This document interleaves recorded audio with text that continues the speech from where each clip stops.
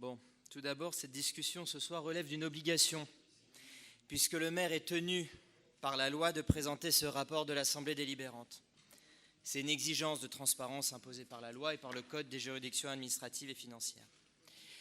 Je rappelle également que les chambres régionales des comptes ont pour mission de juger de la régularité, de la qualité de la gestion de la ville, mais aussi de la probité des élus.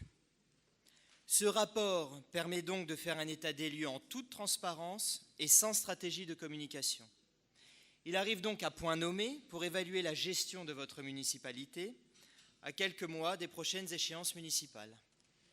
Non seulement il met en avant la gestion communale déplorable, que j'ai déjà eu l'occasion d'évoquer précédemment, mais surtout, il identifie de nombreuses irrégularités dans la gestion du personnel et des marchés publics. En synthèse, la Chambre nous dresse un bilan désastreux dont voici les titres. D'importants progrès nécessaires en contrôle interne, un autofinancement dégradé, un endettement critique, une gestion des ressources humaines entachée d'irrégularités, des faiblesses préoccupantes de la fonction achat, c'est-à-dire des marchés publics.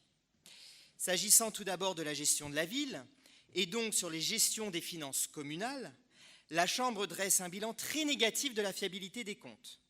Quelques exemples. Le rapport d'orientation budgétaire n'est pas complet. Le contrôle interne et le contrôle de gestion sont à renforcer. Les prévisions budgétaires ne sont pas sincères. Et la ville peine à faire entrer les recettes qui lui sont dues.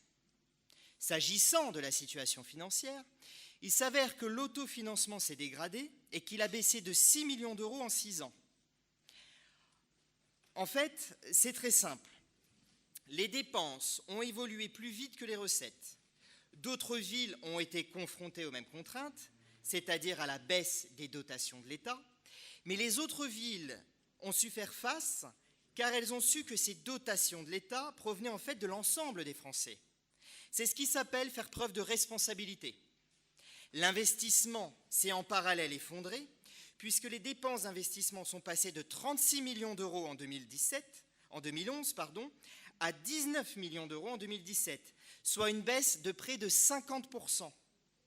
Le pire, c'est que pour financer ces investissements, vous avez eu recours à l'emprunt, faisant de cette dette, pour la Chambre régionale des comptes, une dette insoutenable à terme.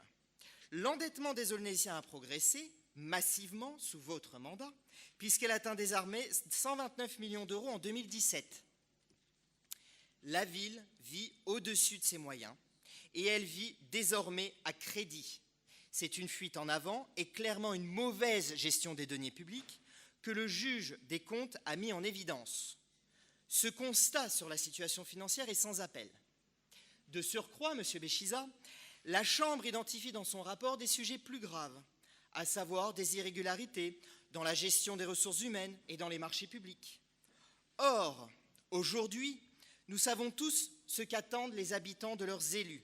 C'est de la probité et c'est de l'exemplarité. Or, en matière de gestion des ressources humaines, vous avez dû vous expliquer sur des insuffisances dans les recrutements de contractuels. La Chambre indique que les dossiers des agents montrent que ces derniers ne disposent pas des niveaux de diplôme justifiant les hauts niveaux de rémunération proposés. Plusieurs cas sont cités, correspondant à des salaires de plus de 6 000, voire 7 000 euros par mois pour des agents recrutés sans publicité de poste et à votre entière discrétion. 3 cas sont cités par la Chambre régionale et ils sont facilement identifiables. Les niveaux de salaire sont hallucinants, les procédures de recrutement sont contournées. Et la Chambre montre que les rappels à la loi incessants de la préfecture, les contrats ont été modifiés, malgré ces appels à la loi, de nombreuses fois afin d'échapper au cadre légal. Il faudra donc expliquer ces éléments aux agents fonctionnaires de la ville.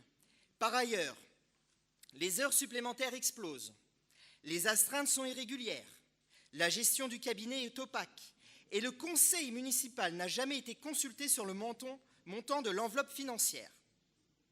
Sur les marchés publics, les magistrats mettent en évidence une organisation douteuse, du saucissonnage de marché avec une absence de connaissance des règles de base de computation des seuils pour éviter une forme de mise en concurrence avec un nombre élevé d'offres irrégulières ou encore des délégations de signature sans plafond de montant qui sont accordées à votre directeur général des services. Surtout, La Chambre met en évidence une absence de respect de la concurrence, avec 9 prestataires que se partagent 46% des prestations de services et 92% des travaux de voirie. Il va falloir nous expliquer d'où provient ce quasi-monopole. Monsieur le maire, ce soir, je remercie la Chambre régionale des comptes et ses magistrats pour ce constat éclairant. J'attends que l'ensemble de ces éléments soient rendus publics pour que les Aulnaysiens puissent juger par eux-mêmes. Je vous remercie.